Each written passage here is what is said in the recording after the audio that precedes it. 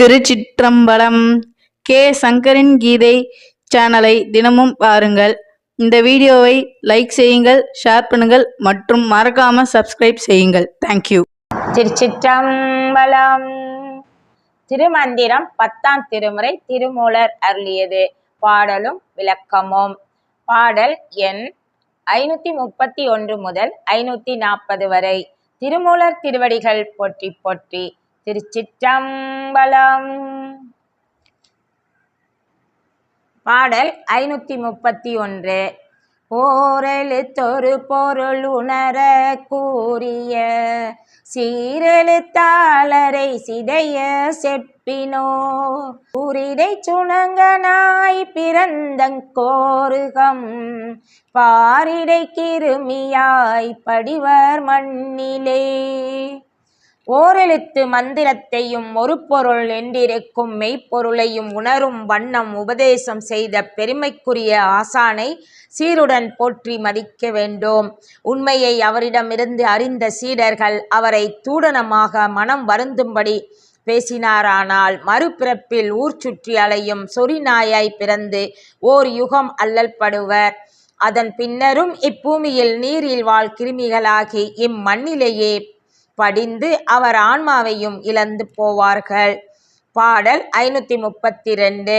பத்தினி பத்தர்கள் தத்துவ ஞானிகள் சித்தங்கலங்க சிதைவுகள் செய்தவர் அத்தமும் ஆவியும் ஆண்டொன்றில் மாண்டிடும் சத்தியம் இது சதானந்தியானையே. கற்புடைய பத்தினி பெண்களையும் ஈசனிடம் பத்தி கொண்ட உண்மையான பக்தர்களையும் தத்துவ வழியில் தவம் புரியும் மெய் ஞானிகளையும் அவர்கள் மனம் வருத்தமடைய கூடிய கொடிய செயல்களை செய்தவர்கள் சொத்துக்களும் உயிரும் ஓராண்டுக்குள் மறைந்து போய்விடும்.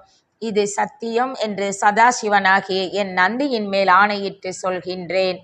பாடல் 533. மந்திரம் ஓரெழுத்துரைத்த மாதவர் சிந்தையில் நொந்திட தீமைகள் செய்தவர் நுந்திய சுணங்கனாய் பிறந்து நூறுரு வந்திடும் புலையராய் மாய்வர் மண்ணிலே. ஓரெழுத்து மந்திரத்தை எடுத்துரைத்து உபதேசிப்பவர் அதை உணர்ந்து மாதவம் புரியும் உண்மை குரு ஆவார். அவர் மனம் நோகும்படி தீமைகள் செய்தவர் இழிந்த நாய் பிறப்பாய் பிறந்து 100 ஜென்மங்கள் அலைவர். அதன் பின்னரும் கீழ் மகனாகிய புலையராய் பிறந்து தீராத துன்பங்களை அனுபவித்து இம்மண்ணிலேயே மடிந்து போவார். பாடல் 534. ஈசனடியார் இதயம் கலங்கிட தேசமும் நாடும் சிறப்பும் அழிந்திடும் வாசவன் பீடமும் மாமன்னர் பீடமும் நாசமதாகுமே நம் நந்தியானையே. ஈசனுக்கு தொண்டு செய்யும் மெய் அடியார்களுக்கு தீங்கிழைத்து அவர் மனம் கலங்கி அழுதாரானால் இந்த தேசமும் நாடும் நகரங்களும் சீரும் சிறப்பும் அழிந்து போய்விடும். தேவேந்திரன் ஆளும் அரச பீடமும் மாமன்னர் ஆளும் ஆட்சி பீடமும் நாசமாய் போய்விடும். இது நம் நந்தியின் மீது ஆணையாக சொல்லுகின்றேன். பாடல் 535. சன்மார்க்க சட்குரு சந்நிதி பொய்வரின் நன்மார்க்கமும் குன்றும் ஞானமும் தங்காது தொன்மார்க்கமாய் துறையும் மறந்திட்டு பன்மார்க்கமும் கெட்டு பஞ்சமும் ஆமே. நல்லொழுக்கத்தை அன்பு வழியில் நின்று சத்தியத்தை உபதேசிக்கும் நல்ல ஞான குருவின் முன் பொய் சொன்னால் அந்த ஞானாசிரியனிடம் கற்ற நல்ல கலைகள் எல்லாம் குன்றி செய்ய முடியாமல் போய்விடும். ஞானமும் அவர்களிடம் தங்காது, தியானம் கைகூடாது போகும். விட்ட குறையால் தானாகவே அறிந்த நல்லறிவும் மறைந்து நினைவை மறந்து போகச் செய்திடும். பிறவி உய்யும் வழிகளும் கெட்டுப்போய் அவர்க்கு வறுமையே வந்து சேரும். பாடல் 536. கைப்பட்ட மாமணி தானிடை கைவிட்டு எய்ப்பட்ட கல்லை சுமப்போன் விதி போன்றும் கைப்பட்ட நெய்பால் தயிர் நிக்கத்தானர கைப்பிட்டு உண்பான் போன்றும் கண்மி ஞானி கொப்பே. கையில் கிடைத்த மாணிக்கக் கல்லை இது சிறியது என்று எறிந்துவிட்டு எதிரில் தெரிந்த பாறாங்கல்லை பெரியது என்று தூக்கி சுமப்பவன் தலைவிதி போலும் கையருகில் இருக்கும் நெய், பால், தயிர் போன்ற நல்ல உணவுகள் இருக்க பழையதாகி கசந்து போன பழைய சோற்றை உண்பவன் போலும் ஞானிக்கும் கண்ம வினை பிடித்தவனுக்கும் உள்ள உவமையாம். ஞானியானவன் மாணிக்கம், கண்மி, பாறாங்கல். ஞானி நெய், பால், தயிர், கண்மி கசப்பான பழஞ்சோறு. 23 மகேச்சுர நிந்தை. பாடல் 537. ஆண்டானடியவரார்க்கும் விரோதிகள் ஆண்டானடியவர் ஐயம் மேற்றுண்பர் ஆண்டானடியரை வேண்டாது பேசினார் தாம் விழுவது தாழ்வா நரகமே. ஈசனின் மெய் அடியார்கள் ஐம்புலனை அடக்கியவர்கள். புலனடக்கம் இல்லா யாவர்க்கும் அவர்கள் விரோதிகளாவார்கள். இந்த உலகப் பற்றறுத்த அடியார்கள் பிச்சை எடுத்தே உண்பார்கள்.